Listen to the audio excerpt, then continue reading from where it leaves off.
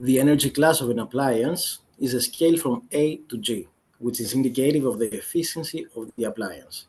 When we talk about the efficiency of the appliance, of the device, we mean how well it can convert electricity into the form of energy needed to produce the task for which it is intended. A heater, for example, to heat our room.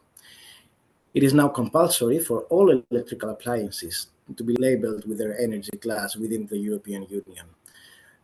To understand the importance of the energy class, let us take the example of two light bulbs, an old technology incandescent bulb and a LED bulb.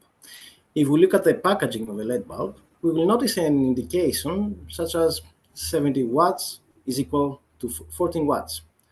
What does this mean? This means that this new 14-watt LED lamp gives the same brightness as an old 70-watt incandescent lamp.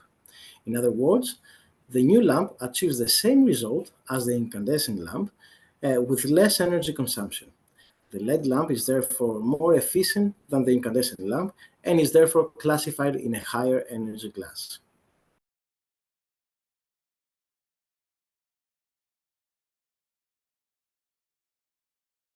When choosing an electrical device, we should first know what we need this device to do.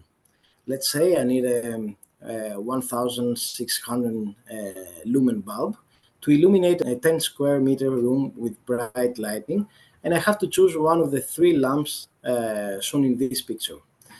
If I want to reduce energy waste, I should choose the bulb with the lowest electrical power that will give 1600 lumen of light. Therefore, I will choose the 12-watt LED lamp. In other words, I choose the most efficient solution that also meets my specifications. Another example is ceramic hobs for cooking. There are various cooktop technologies that use electricity in different ways to heat our food.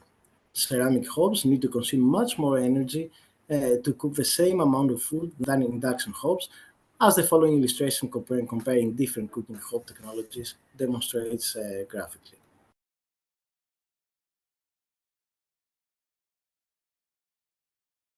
The most important thing you can do to avoid wasting energy is to use a device only when you need it and for as long as you need it.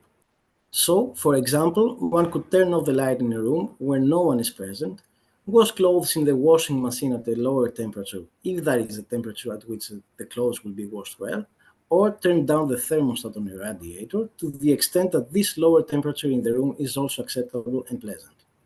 The adoption of ecological and economic habits cannot be replaced by any new technology or any other measure. The rule reduce, reuse, recycle is applied also to energy consumption, except for that we cannot easily reuse or recycle the energy.